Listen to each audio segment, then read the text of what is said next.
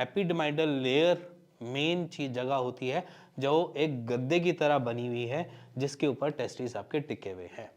अब इसके ऊपर अगर कोई गांठ हो जाती है उसको हम क्या बोलते हैं? एपिडर्माइडल सिस्ट। नमस्कार, मेरा नाम हिमांशु देवन और आज इस वीडियो में बेसिकली पेशेंट्स की ही क्वेरी से एक आपके आंसर है।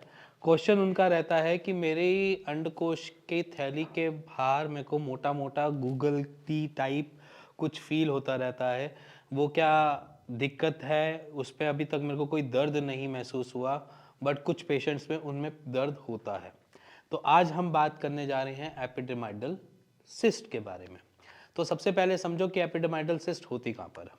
देखो, आपको मैं थोड़ा सा विजुअली समझाने की कोशिश करूँ, थोड़ा समझना। जैसे कि ये हमारे का टेस्टिकल्स है, ठीक है? ये टेस्टिकल्स है और इसके पीछे एक लेयर होती है जिसे हम एपिडर्माइडल लेयर बोल देते हैं। तो एपिडर्माइडल लेयर क्या करती है कि आपके जितने भी न्यूट्रिशंस हैं वो यहीं से डिलीवर करती है टेस्टिस को। यहाँ से जो स्पर्म है वो यहीं एपिडर्माइडल लेयर के क्रॉस होकर ही जाते हैं। तो ये जगह एक तरीके से आपका ट्रांजिट का काम करती है, जो बेसिकली टेस्टिस को न्यूट्रिशन भी देना, ऑक्सीजन वाला ब्लड भी देना, हम सारी एक्टिविटीज़ के लिए न्यूट्रिशन, जिंक, प्रोटीन सब कुछ यहीं से मिलता है आपके टेस्टिस को।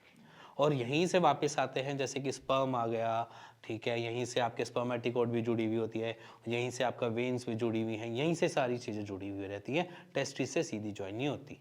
और यहाँ से एक होता है मसल का अटैचमेंट। तो बेसिकली एपिडर्माइडल लेयर मेन चीज जगह होती है जो एक गद्दे की तरह बनी हुई है जिसके ऊपर टेस्टिस आपके टिके हुए हैं। अब इसके ऊपर अगर कोई गांठ हो जाती है उसको हम क्या बोलते हैं? एपिडर्माइडल सिस्ट। सिस्ट माने कि वहां पर होने वाली कलेक्शन ऑफ मास या कलेक्शन ऑफ आपकी चीजें, जैसे कि मान लीजिए अगर मैं वहां पर सिस्ट की बात करूं तो वहां पर कलेक्शन ऑफ मास हो सकता है। तो अब बेसिकली क्या होता है कि अगर आपका एपिडर्माइडल सिस्ट आ जाती है या आपने कभी टेस्ट करवाया हो तो उसमें निकली हो, पता चल रही हो, तो वहाँ पर मेजरली क्या किया जाता है? वैसे तो उसको लेट इट बी छोड़ दिया जाता है। जब तक वो कोई सिंपल सिस्ट है तब तक कोई परेशानी वाली बात नहीं। अगर वो कोई ट्यूमरस दिखा रहा है या मैलिग्नेंट कुछ ऐसी चीज़ें दिखा रहा है तो वो कैंसरस हो सकती है, बट जब तक वो सिंपल सिस्ट है वो कोई दिक्कत नहीं देती।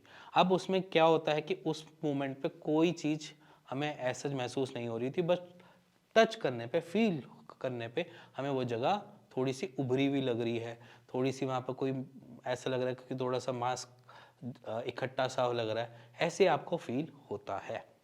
अब ये फील होना बुरी बात है या अच्छी बात है? सबसे पहली चीज़ है कि ऐसा अभी कोई परेशानी वाली बात नहीं है, ऐसा कोई सिम्टम नहीं दिखा रहा, तो ना बुरी बात है ना अच्छी बात है। समझ गए? कि मैं उसको बोलूँ कि वो आगे बढ़कर बहुत ज़्यादा बड़ी दिक्कत दे देगा, ऐसा कुछ नहीं होता, नॉर्मल रहता है, बस एक सिंपल सिस्ट है। और वो सिस्ट अगर आपको दर्द दे रही है, छूने में भी अगर आपको पेन हो रहा है या कुछ ऐसा कुछ हो रहा है, तो एक बारी अपने आसपास के डॉक्टर से ज़रूर कंसल्ट करें उसके बारे में। और चाहो तो एक अपना स्कैन भी करवा सकते हो, नॉर्मल अल्ट्रासाउंड स्कैन, जिसमें ये क्लियर हो कि वो है क्या चीज़।